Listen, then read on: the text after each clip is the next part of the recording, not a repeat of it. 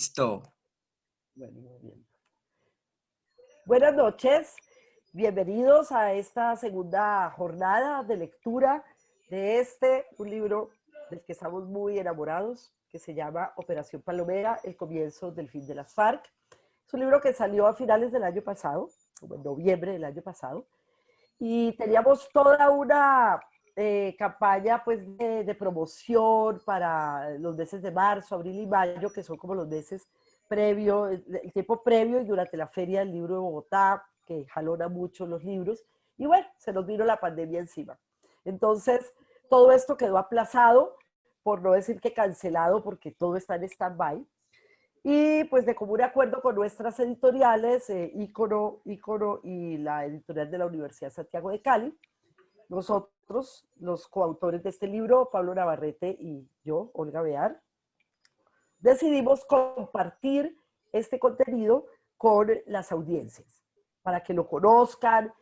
Muchos se han interesado después de oír estas narraciones en voces de gente muy interesante y muy valiosa, y también quieren tener el libro. Pero si no, la idea es poder compartir con ustedes, el público, estas letras que son para nosotros tan significativas. Esta es la historia de cómo se planeó, ejecutó y cómo fracasó finalmente una de las operaciones más ambiciosas de la guerrilla, de la extinta guerrilla de las FARC, que fue el secuestro y posterior muerte, asesinato de los 11 diputados. Fueron secuestrados 12, como se sabe, pues Sigifredo López salvó su vida por un caso fortuito y los 11 restantes fueron asesinados. Y en medio de todo esto hay una gran historia de amor y una gran búsqueda por la verdad y la reconciliación. Entonces, en la jornada de ayer estuvieron John Alex Castillo y Pilar Lozano. Hicimos la lectura de la primera parte del primer capítulo de esta historia. Y hoy tenemos un placer inmenso de recibir a Paola Gómez Perafán. Paola es comunicadora social, es periodista del periódico El País desde hace 22 años. Cuando ingresó a ese periódico, creo que hacer la práctica profesional en un primer momento. Y desde entonces ha ido escalando gracias a su gran profesionalismo y a de verdad, a su bello don de gentes.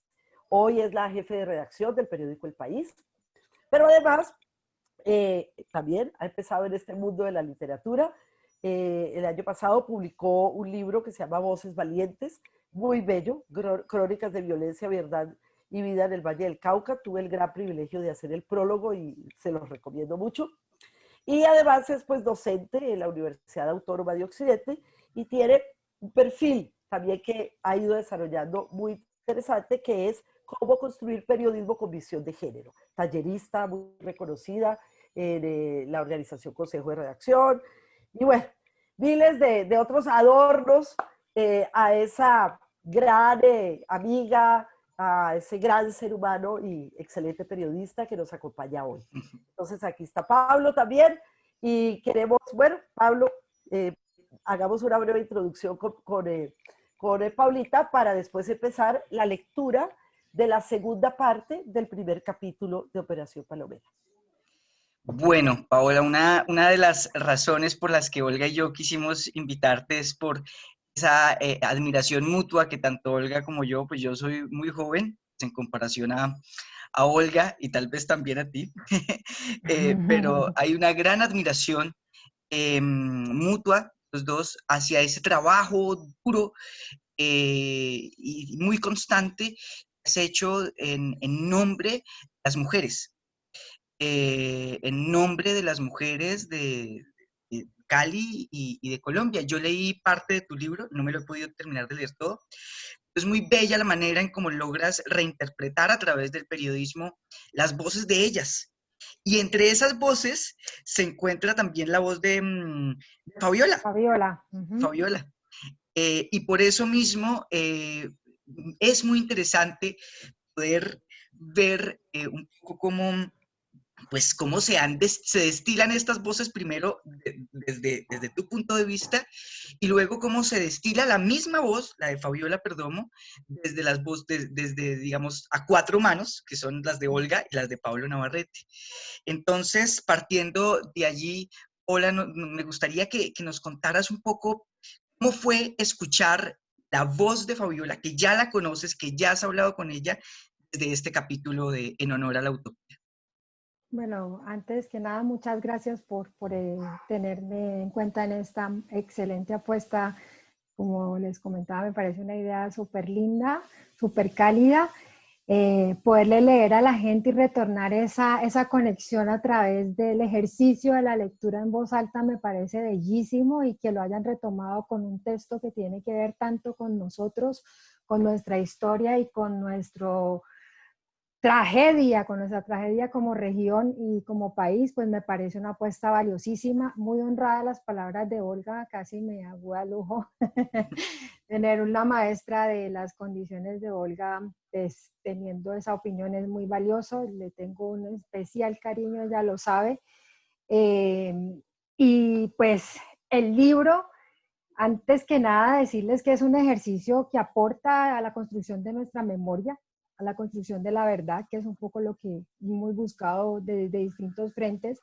Pero más allá de aportar a la construcción de nuestra memoria, es un libro que, como lo hablé alguna vez con Olga, que me contó la chivita cuando estaba ya en última cocción, pues es un libro que tiene noticia, ¿no? Porque ahí hay una cantidad de cosas que uno pudiese pensar que ya estaban suficientemente exploradas, pero que no fue así. O sea, el libro trae aspectos diferentes, novedosos, la oportunidad de haber hablado con el patólogo de medicina legal, con tener la voz también desde dentro de las FARC de Santiago, y tener la voz de la hermana de Sendales, pero también tener la voz de la víctima, que es Fabiola y su niña, y toda esta construcción, pues le brinda a uno una perspectiva muy amplia de lo que ocurrió esa mañana de abril en la Asamblea del Valle del Cauca. Entonces yo creo que además de la memoria, hay una apuesta ahí por la construcción de varias voces para contar una misma historia desde los distintos ángulos.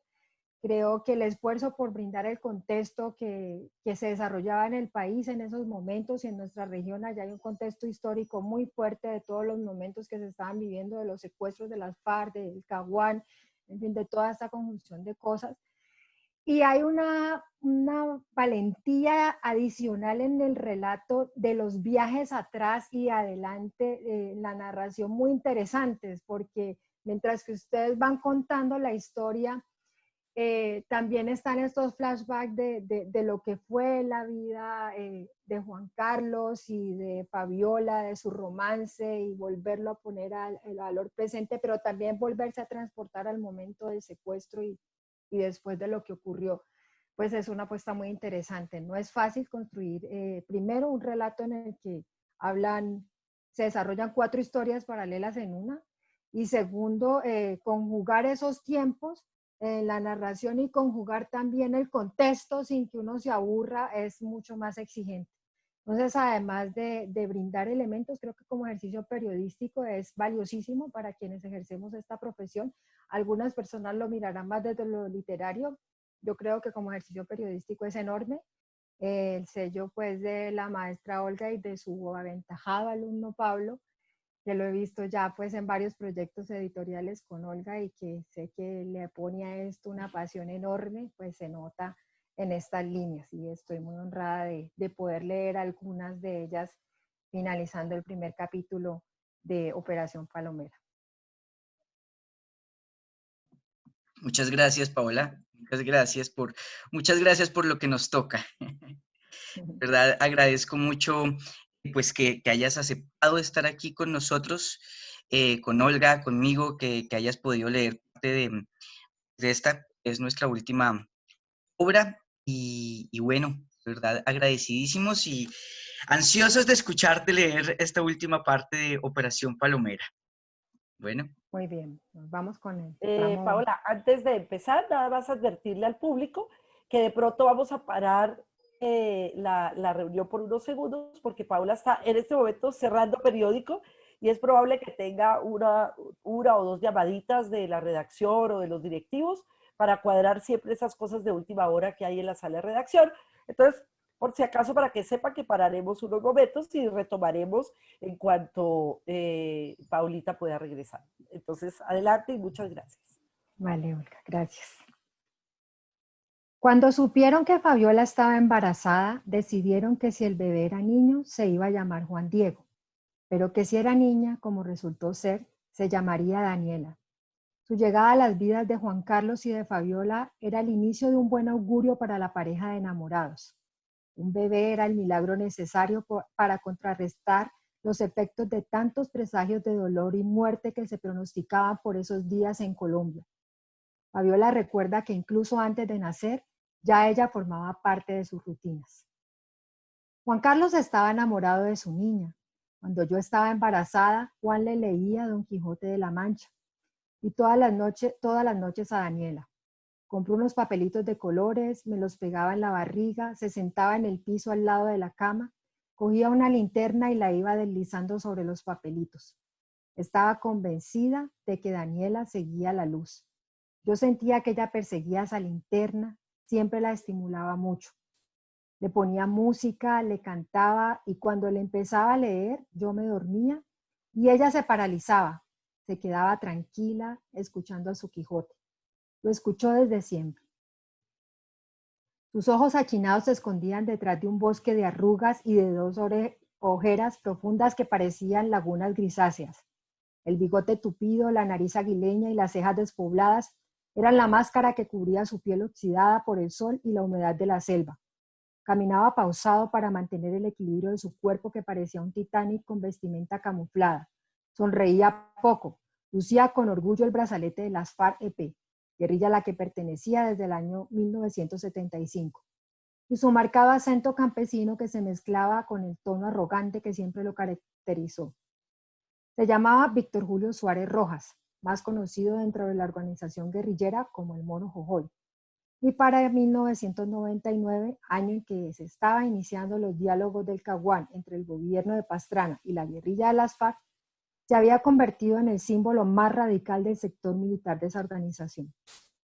11 años antes de esa operación, en febrero de 1999, el Mono Jojoy daría a Revista Semana unas declaraciones que develarían las políticas que estaban surgiendo al interior de la organización guerrillera, que pretendían utilizar el secuestro de políticos como pivote de presión hacia el gobierno, poner sobre la mesa las bases de la negociación para el canje de prisioneros.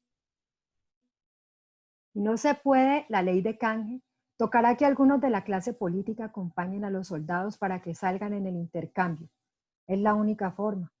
Si no quieren por las buenas, tocará por otros medios. Pero esa ley debe salir. Se necesita una ley de canje que se prolongue en el tiempo mientras dura la guerra en ese país. El que está al frente de ese negocio es Marulanda. A nosotros nos importa un carajo la Constitución y las leyes, porque estamos fuera de ellas. No valen nada. Valen para el Estado. Eso es lo que ellos tienen que resolver. Nosotros no. Tenemos nuestra propia Constitución y nos levantamos contra el Estado porque nos obligaron. Entonces son ellos los que tienen que resolver, o venirse unos para acá o ayudar a resolver eso. Nosotros tenemos la mejor disposición. Además, lo poco que tenemos para dar son los prisioneros. Entregarlos y que nos entreguen los nuestros. Así de facilito. Eso es un poco las declaraciones del Mono Jojoy a Semana. La mesa de negociación entre Pastrana y la guerrilla empezaba a tomarse en un escenario que había sobrevivido hasta ese momento al hervidor del fuego cruzado que persistió durante esos 3 años. Las rápidas treguas eran utilizadas por ambos bandos para fortalecer el componente militar y crear canales de difusión política. Las conversaciones entre el gobierno y las FARC se daban en medio de la algarabía cruenta que los guerrilleros libraban para robustecer el secuestro como un sistema de presión política en beneficio del intercambio humanitario y de la consolidación de la estructura militar de su organización. Según el libro Una sociedad secuestrada del Centro Nacional de Memoria Histórica, La zona de distensión del Caguán se alcanzó a convertir en el espacio perfecto para que la guerrilla hiciera del secuestro una actividad camaleónica. El periodo de masificación del secuestro, 1996-2000, una época en que las FARC se destacan como el principal autor de secuestros en el país. El 33% de los secuestrados hacía parte de la administración pública y defensa, especialmente militares y policías. 18% eran comerciantes y 16% ejercía actividades agrícolas. De igual forma, es en esta etapa cuando las FARC cometieron el mayor número de secuestros contra extranjeros, que para ese periodo fue de 156 víctimas, y contra menores de edad de 205. Las FARC perpetraron durante este periodo un total de 4.090 secuestros que, en relación con el número de hechos cometidos en el periodo de escalamiento 1990-1995, que fue 752, representó un incremento del 444%.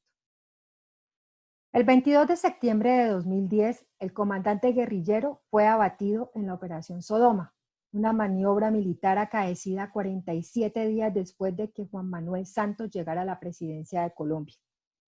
Cuando recuerda las declaraciones del Mono Jojoy, Santiago baja la voz, frunce el ceño, cierra los ojos, asiente con la cabeza y empieza el relato de uno de los fenómenos más oscuros protagonizados por la organización guerrillera a la que él perteneció.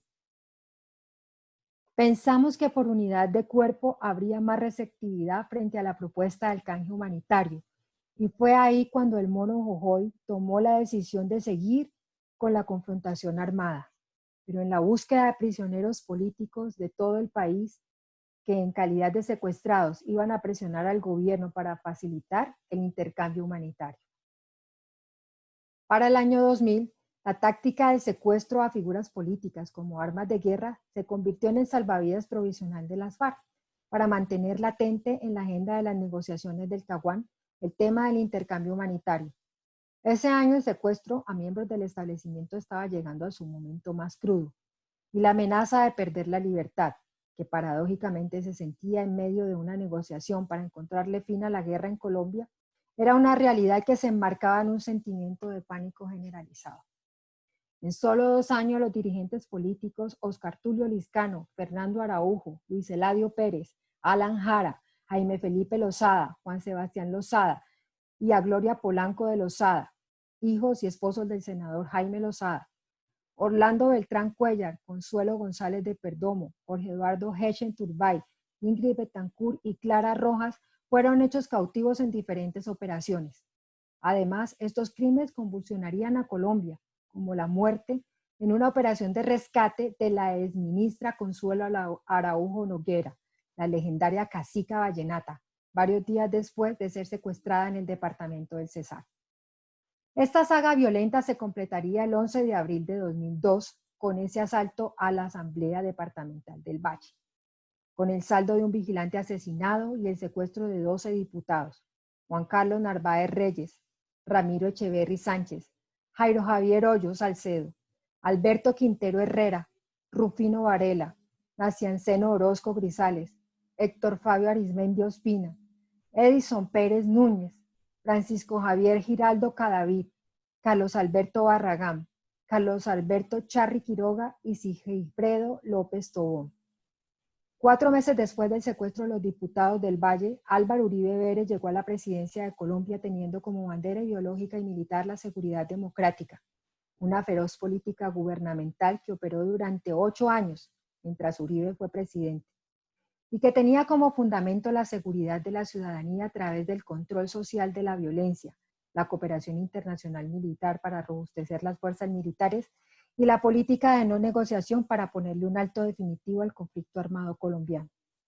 Sin embargo, Uribe, un hacendado de origen liberal con un tono casi hipnótico para dirigirse a los electores, ganó la presidencia 2 veces seguidas e hizo de Colombia, en sus cuatrienios, una colonia militar donde se empezaron a avivar las inquebrantables y hambrientos espíritus de guerra, con el lema de mano firme y corazón grande, reactivó los procedimientos implementados durante su paso por la gobernación de Antioquia, recordado por hechos como el impulso a las tristemente célebres Convivir, unas cooperativas privadas creadas supuestamente para defender a los terratenientes de la delincuencia común y la subversión armada, con la colaboración de batallones y brigadas del ejército y la policía. En abril de 2003, el presidente anunció a la opinión pública que había dado la orden de iniciar operativos de rescates militares con el supuesto afán de salvaguardar las vidas de los secuestrados que las FARC tenían en su poder. Pero menos de un mes después de la orden de empezar los rescates militares, con una masacre, las FARC hicieron su primer acto de advertencia al gobierno de Uribe para que cesaran esas operaciones militares como método de liberación de los secuestrados. El 25 de mayo de 2003, en el corregimiento Mandé, en el municipio de Urrao, Antioquia, integrantes del Frente 34 de las FARC asesinaron a 10 personas, a las que mantenían en cautiverio cuando una operación militar se adelantaba para rescatarlos. Los guerrilleros se percataron de la presencia del ejército y mataron a los secuestrados. Las víctimas fueron Guillermo Gaviria Correa, para ese entonces gobernador de Antioquia, Gilberto Echeverry Mejía, exministro de Defensa y consejero de Paz de la gobernación antioqueña, y 8 integrantes de la fuerza pública. Esa primera matanza de secuestrados fue el acto que dio inicio a una saga de eventos cruzados por el fuego, una espiral de violencia que azotaba a los copos colombianos, llenándolos de viudas y huérfanos, y de paso generando un monumental fenómeno de desplazamiento forzado, que según datos oficiales supera los 8 millones de personas, cuya mayoría engrosa hoy los cinturones de miseria de las grandes ciudades. Juan Carlos nació con una extraordinaria voracidad gastronómica. Sus cualidades para devorar las papas a la francesa con salsa de tomate y arroz, que le hacían crujir el estómago cuando escuchaba hervir el aceite sobre la paila caliente, eran solo comparables con las de un camionero hambriento.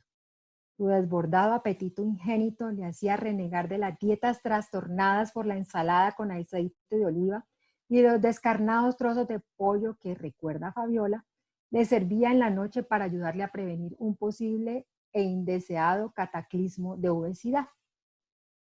Él era alto y flaco, pero empezó a subir mucho de peso. Empezamos a hacer dieta cuando llegaba del trabajo, siempre le tenía pollito a la plancha con ensalada, pero él no bajaba de peso y yo no entendía por qué. Y yo me había encargado de hacerle una dieta especial. Hasta que una vez, a las 11 de la noche, escuché algo raro que venía de la sala. Se suponía que él estaba trabajando en el estudio. Me levanté en silencio, muerta de susto, y lo pillé sentado en una banca de la cocina comiendo arroz con huevo y salchicha. Apenas me vio, me dijo: eso que me estás dando me está dejando con demasiada hambre. No puedo vivir así. Ahí entendí por qué no bajaba de peso. Me hacía trampa y tocó empezar a cambiarle la dieta. En diciembre del año 2002, 8 meses después del secuestro de los diputados del Valle, llegó la segunda prueba de supervivencia. Juan Carlos seguía conservando su juventud, su figura robusta que durante los próximos 4 años de cautiverio empezaría a desgastarse por los avatares selváticos, y guardaba consigo la fuerza para hablarle con firmeza al entonces presidente Álvaro Uribe. Hola, soy Juan Carlos Narváez, diputado de la Asamblea del Valle. Danielita, esta Navidad tal vez no pueda estar contigo porque sigo cumpliendo una tarea que me encomendó Papito Dios. Pero te tengo guardado tu regalo. Dile por favor a Junior que lo amo con todo mi corazón, que la vez pasada le agradecí su regalo de Día del Padre y que le debo su regalo de cumpleaños y su regalo de Navidad. Fabiolita, tú sabes cuánto te amo. Siento una pena y un dolor grande por los problemas que todo esto te ha producido. Estoy orgulloso de tu fortaleza, de tu compromiso, de tu lucha, de tu liderazgo. Sigue así, en unión de las demás familias, sin perder de vista el propósito fundamental de esa lucha, acuerdo humanitario ya en Colombia. Envíame mensajes leyéndome sobre todo los trocitos de mis autores favoritos. Doctor Álvaro Uribe Vélez, yo quiero desearle de manera muy sincera en nombre de mi familia una feliz Navidad y un próspero año nuevo en unión de sus hijos y de su esposa. Al Gobierno Nacional y las FARC, pedirles que no dilaten un instante más la suscripción del acuerdo humanitario, que no hay argumentos morales, jurídicos, políticos o procedimentales que lo impidan, que es más inmoral mantener a compatriotas que representan la institucionalidad pudriéndose por años en la selva, que es más injurídico no aplicar la legislación para la paz, que es más impolítico apostarle solamente a la confrontación. En lo procedimental, el tema de la ONU no puede ser una condición indiscutible o innegociable, como la solicitud de 2 departamentos despejados no puede ser expresión de una intransigencia. Hay caminos intermedios, busquémoslos. Gracias al presidente Alfonso López, a los medios de comunicación, a la Iglesia, a las organizaciones no gubernamentales, al Congreso de la República, a todos los colegas aliados y amigos que realmente están trabajando por nuestra libertad y por la de todos los secuestrados de este país, vallecaucanos, colombianos, es hora de la solidaridad. No nos acostumbremos al secuestro, no nos acostumbremos a la guerra, a la violencia. Es hora de la solidaridad, no es hora del oportunismo, no es hora de la calumnia, no es hora de la indiferencia, no es hora de la complicidad, es hora de la solidaridad. Al hablar del secuestro, el antiguo comandante guerrillero Santiago Cepeda entrecierra los ojos, repliega la mano derecha contra su barba y aprieta el puño izquierdo. Mira la hora, desvía la mirada, la pone firme, abre los ojos, los vuelve a cerrar, hace sonar la mesa de madera con las yemas de sus dedos y como si empezara a leer un pasquín ardido en información enfermiza, su rostro se camufla en un gesto de extraña sorpresa, como si aceptara que las FARC sí cometieron el enorme delito de secuestrar gente, requiriera de un exorcismo que conduzca a la verdad. Desde el año 1995 empezamos a tener éxito con las operaciones que buscaban capturar a retenidos de guerra. Después de retenerlos, nosotros armábamos unas comisiones con la Iglesia y con otras organizaciones de la región donde estuviéramos ubicados, para propiciar la entrega de presos. Pero ante la guerra que estaba tan fuerte en ese momento, empezamos a tener muchísimos cautivos y detenidos.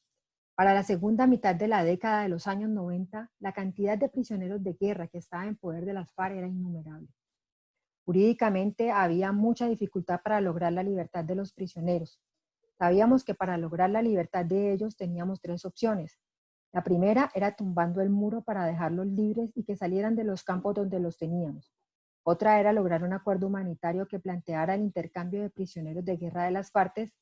Y la tercera era un acuerdo de paz. Desde un principio se tenía claro que esos eran los únicos caminos para lograr la liberación de ellos y de los nuestros. Así que optamos por el segundo mecanismo, buscando un intercambio humanitario y empezamos a retener cualquier cantidad de miembros de la fuerza pública. En 1998 alcanzamos a tener más de 500 miembros de la fuerza pública en nuestro poder.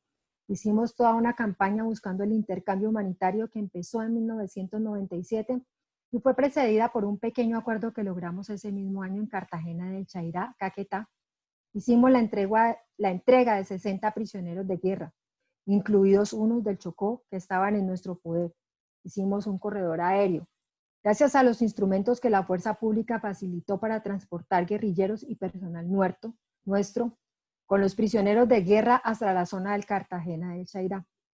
En la zona elegida por ambas partes se hizo una liberación de los 60 secuestrados. Lo hicimos de manera unilateral. Ahí planteamos que íbamos a continuar con esa dinámica, pero que la próxima entrega tenía que ser de parte y parte, que si nosotros le íbamos a entregar nuestros secuestrados a la fuerza pública, ellos tenían que entregarnos gran parte de los nuestros. Desde el año 1998 empezamos con esa concepción y comenzamos a efectuar acciones con la toma de Mitú y otras operaciones que daban más de 100 y pico de secuestrados en cada acción. El bloque oriental y el bloque sur de las FARC estuvieron muy caracterizados por eso. La táctica militar para recoger secuestrados y prisioneros de guerra era tremenda en esa zona del país. Cuando empezamos con la idea del intercambio humanitario, notamos que había dificultad de parte del Estado colombiano para aceptar lo que nosotros les estábamos proponiendo.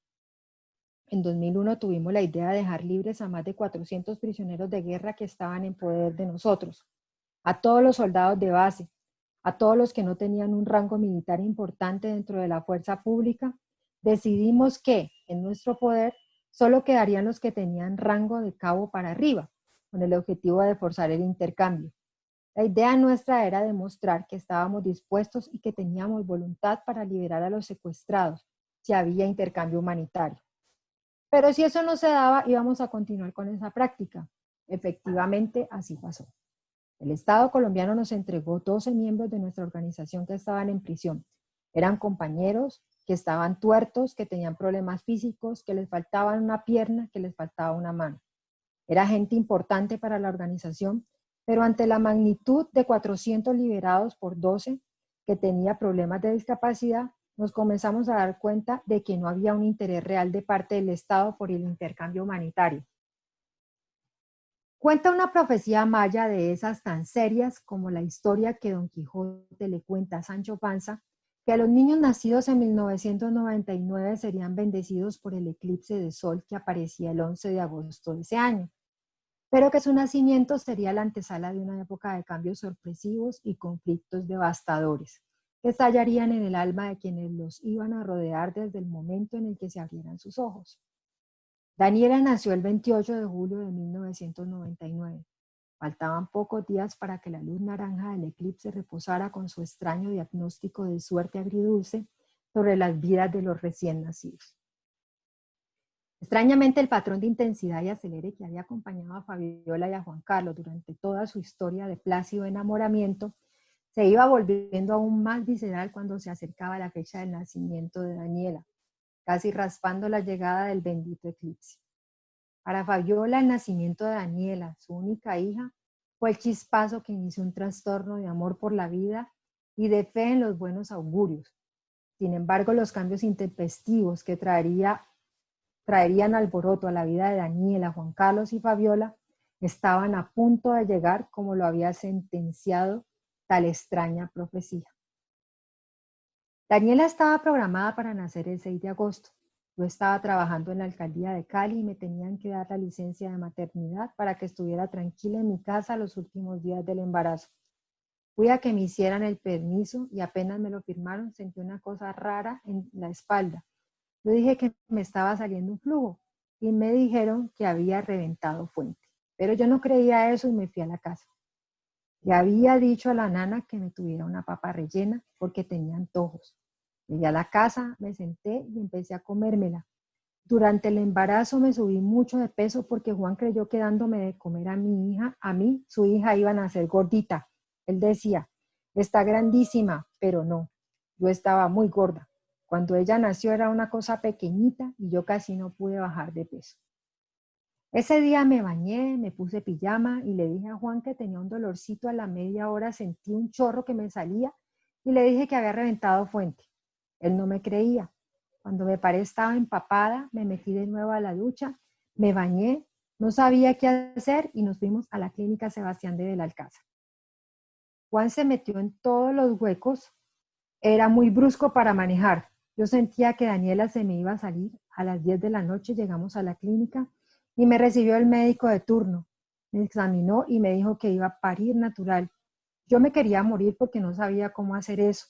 Estaba mentalizada para una cesárea. Nunca asistí a cursos donde le decían a uno cómo respirar y pujar sin morirse en el intento. Me acostaron, yo estaba sudando, muerta del susto, y Juan se me paró al lado y lo primero que me dijo fue, yo le prometí a la niña que le iba a terminar de leer Don Quijote antes de que naciera. Aquí tengo el libro y arrancó a leer.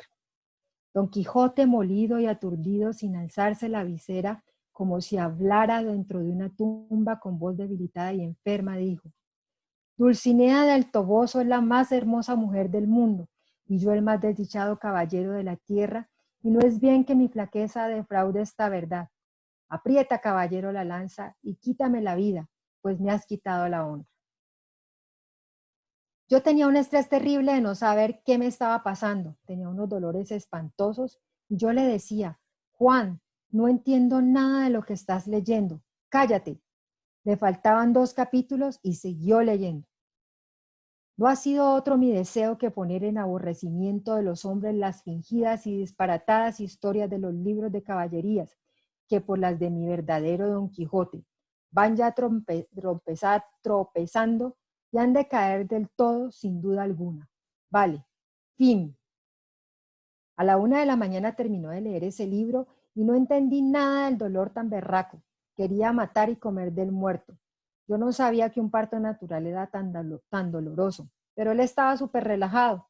Me preguntó si se podía acostar en un pedazo de la camilla donde me tenían acostada. Él era inmenso. Aún así se acostó en ese bordecito. A las 5 de la mañana del otro día llegó una enfermera a decirle que sí estaba muy cómodo y lo pararon. Empecé trabajo de parto y como no sabía nada, la niña se estaba devolviendo. Hice un trabajo de parto de 10 de la mañana a 3 de la tarde. Juan no paraba de hablar. Había llevado cámara porque quería entrar y hacía una bulla terrible. Yo le decía que si se podía callar porque me estaba enloqueciendo, pero no podía dar a luz. Entonces Gabriel Telles, mi pediatra, se me montó sobre la barriga y me sacó a Daniela empujándola desde la parte de arriba del vientre. Me tocó hacer eso porque ya no salía. Pesó 4.500 gramos y midió 56 centímetros. Cuando Daniela salió me desmayé y al despertar tenía oxígeno y Juan no estaba por ningún lado. Pues resulta que cuando la niña nació, él pensó que ya nos podíamos ir. Entonces salió a cambiarse y al ver que no salíamos, pues quiso volver a entrar, pero ya no lo dejaron porque se había quitado la ropa de quirófano. Él era un personaje. Daniela es un canto a la ansiedad de vivir intensamente. Es el nervio y el menjurje de las luchas hermosas. Y es desde aquel julio de 1999 el amor eterno de Juan Carlos y Fabiola.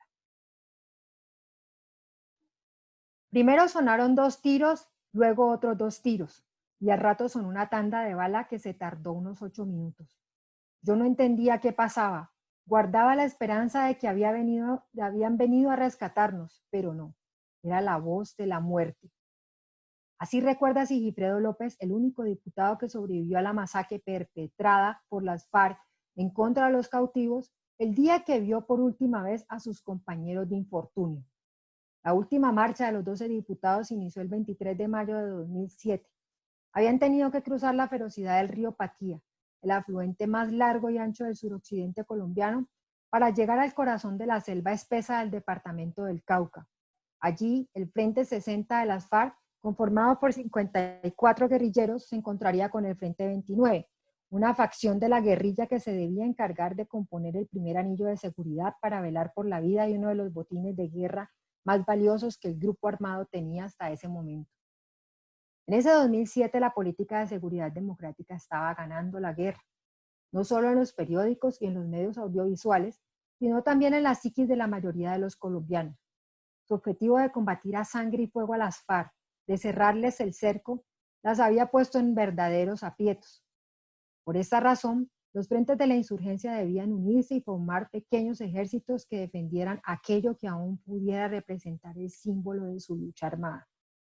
Después de la caminata llegaron al lugar donde se armaría el campamento, un terreno tupido por los árboles que se abrazaban tan fuerte que tapaban la luz del día. El barro tenía un olor amargo y la humedad del ambiente que se mezclaba con los diminutos flecos de luz que podían meterse por la terraza hecha de racimos de árboles imperiales hacía que las gotas de sudor de los 12 secuestrados parecieran trozos gruesos de cristal. 10 años después de su liberación, con el cabello tinturado de un extraño color que se asemeja al anaranjado para cubrir las canas que le salieron durante su cautiverio, y luego, por el paso irremediable del tiempo, las uñas pintadas de esmalte transparente y una sonrisa que por momentos se fuga de su seriedad constante, Sigifredo López, el único diputado que por azares del destino sobrevivió, recuerda las últimas horas junto a sus compañeros. Los vi antes de que me castigaran. Yo dormía con Ramiro Echeverry, con Juan Carlos y con Edison Pérez. Nos autodenominábamos el grupo de los leprosos porque éramos los más rebeldes del grupo, los que les hablábamos de frente a los guerrilleros y por eso siempre nos ponían en un rincón del campamento. Los otros estaban enseguida tapados con unas paredes de chonta. No veíamos nada. Nuestra rutina era muy simple: hacer silencio, obedecer y tratar de encontrarle sentido a la vida. Una de las cosas que hacíamos era lavar nuestros objetos personales, la ropa, cuidar nuestras cosas. Ese día todos habíamos lavado nuestras toallas en el río. La mía era de color rojo. Las pusimos a secar en una pradera chiquita que había afuera de la manigua donde nos manteníamos todo el tiempo. Pero teníamos la instrucción de esconder las toallas, la ropa y todo lo que se estuviera secando si llegaba a pasar por ahí algún helicóptero. Ese 14 de junio se me olvidó meter la toalla. Pasó un helicóptero y el carcelero se dio cuenta. El tipo nos empezó a insultar. ¿De quién es esa hijueputa toalla?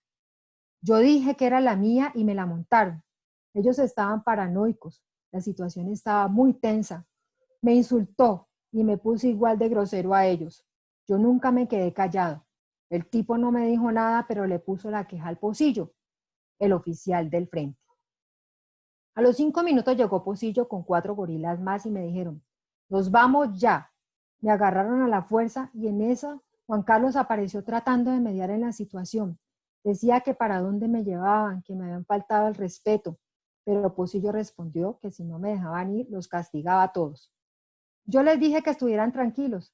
Después del rifirrafe me llevaron a un cambuche que habían construido con hojas de chonta y que utilizaban como calabozo, a unos 80 metros de donde estaba el campamento. El 18 de junio me levanté temprano. Mis 11 compañeros me hacían gestos de preocupación desde el otro lado del campamento.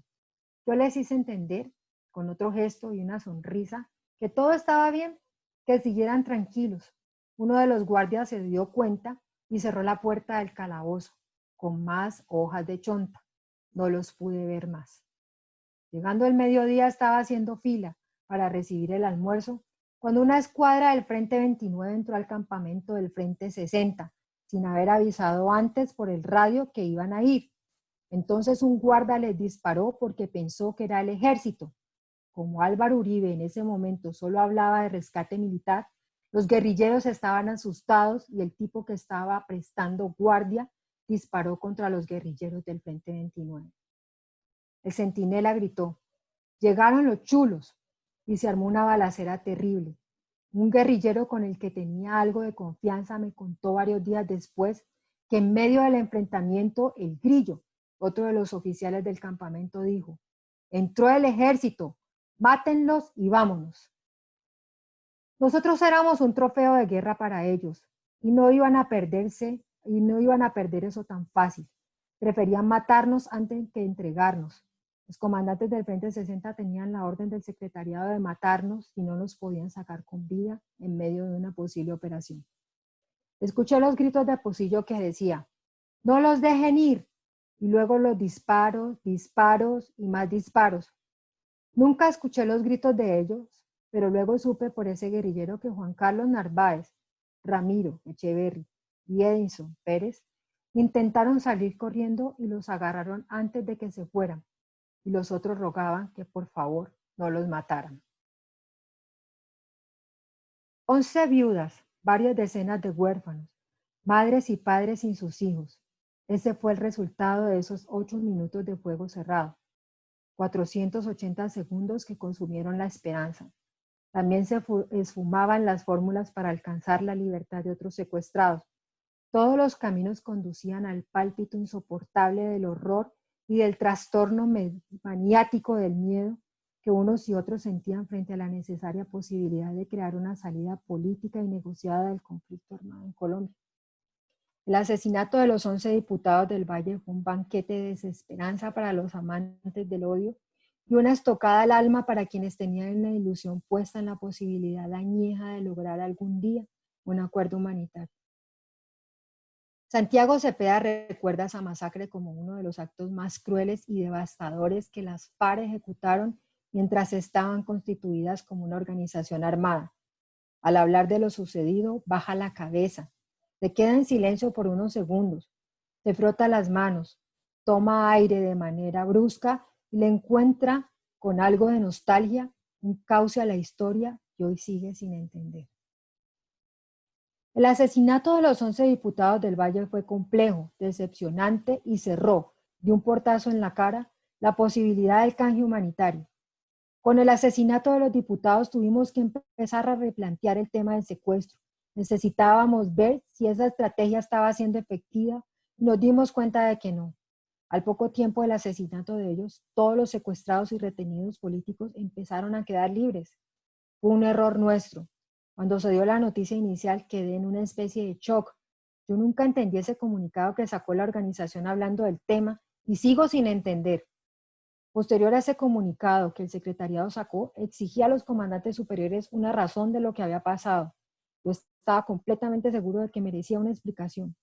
Mi petición de recibir una explicación por parte del secretariado frente a lo que había ocurrido con los diputados escaló hasta Alfonso Cano y el camarada aprobó mi solicitud. Me dijo que me esperaban para que habláramos del tema. Y cuando empecé a moverme hasta el campamento de Cano, los chulos me cayeron y me metieron preso. Me quedé sin recibir la explicación de los diputados asesinados y sin mi libertad. Yo necesitaba saber qué era lo que había pasado. Fue muy triste saber que un esfuerzo tan grande que se había hecho para alcanzar un éxito militar tan certero como lo fue el secuestro de los diputados del Valle, en la capital de uno de los departamentos más grandes del país, terminara en semejante desenlace tan terrible. No entiendo por qué fueron asesinados de esa manera. Eso me dolió. Le entregué los diputados vivos al Frente 60. La idea era que los diputados debían volver vivos a la libertad. Sigifredo López fue liberado el 5 de febrero del año 2009, 7 años después de su secuestro. 7 años en los que se descubrirían otras historias, como las de humildes policías abandonados a su suerte y las de estrambóticas entregas fallidas.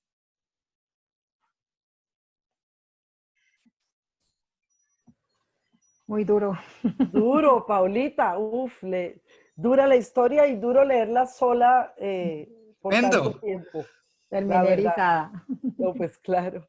Muchísimas gracias. De verdad ha sido muy, muy linda esta experiencia, Sí, hermosa. en serio Y que para sí. nosotros releer el libro, yo personalmente no lo releía hace un año. No, yo tampoco, no lo Desde habíamos cuando, vuelto a mirar. no, porque a uno le da cosa, uno dice, ay, habremos cometido errores, algo no habrá quedado bien. Entonces, para el escritor es difícil volver a leer el libro una vez está Sí, publicado. Uno el original, antes de que se vaya a la imprenta, lo puede leer 1.000.000 de veces, pero cuando ya es un hecho, a uno le da mucho miedo leer el libro, de pensar que puede tener falencias, errores, yo qué sé. Así es. Sí. Así es que muchísimas gracias. También decirles a quienes nos están acompañando, algunos nos han preguntado y por eso queremos darles la información. El libro tiene 2 versiones, tiene una versión impresa y tiene una versión digital. La versión impresa pues se consigue en todas las librerías del país y también se consigue en los sitios web, por ejemplo, de la Librería Nacional, la Librería Panamericana, y con editorial y también en la página de la Universidad Santiago de Cali, en la pestaña de la editorial, se puede escribir ahí. Pero además también está en Amazon en versión digital, para quienes tengan interés, sobre todo en otros lugares del mundo, en tener esta obra que hemos escrito con tanta tristeza, pero también con tanto cariño. Pablo, entonces despedimos a Paola con el mayor de los agradecimientos y el gran gusto de habernos podido volver a ver, aunque sea por esta vía. Y bueno, Quería agregar algo, Olga y sí, Pablo. por favor. No había mencionado el impacto de leer justo el momento de la muerte de los diputados, ¿no? Esa narración es muy fuerte, muy dura, y quienes hemos estado como testigos desde la trinchera periodística, digo yo, de esta violencia y de esta historia que nos tocó vivir, es muy duro y nunca deja de asombrar ni de doler este hecho que sin duda nos marcó, y pensar en esas familias que ustedes allí citan en el párrafo, las familias, los huérfanos, las viudas, toda esa gente que quedó sin los suyos por esa masacre. Es muy fuerte, y aprovecho para, que creo que coincidimos en ello los tres, mandarles un abrazo siempre a todas las familias por la memoria de quienes murieron en este hecho y por la memoria de un país que tiene que seguir reconstruyendo su verdad y reparando a sus víctimas. Hola, de verdad que muchas gracias, fue muy, muy, muy emocionante, se le revuelve a uno todo por dentro escuchando la historia. Como decía Olga, nosotros no habíamos vuelto a leer el libro. Ahora escuchando, yo estoy estoy en la casa de Olga, estoy en la sala, Olga está en su cuarto, y en algún momento me fui, me escapé y le dije a Olga, de verdad que es muy emocionante, le remueve a uno todas las tripas, todo adentro de escuchar, y de verdad que muchas gracias por estar aquí, por leerlo de una manera tan sentida. Además, muchas gracias. A ustedes por este pedazo de historia que nos regalan Muchas como ciudad y gracias, como país. de verdad. Y Muchas gracias y nos vemos la semana entrante con el capítulo siguiente. el ¿Vale? capítulo siguiente vamos a estar el lunes con la maestra Patricia Lara y el martes con la maestra Consuelo Luzardo, actriz colombiana. Entonces, aquí nos vemos. Muchas gracias, Paola. Un abrazo fuerte. A Chao, chao. ustedes. Chao, saludos a todos. Gracias.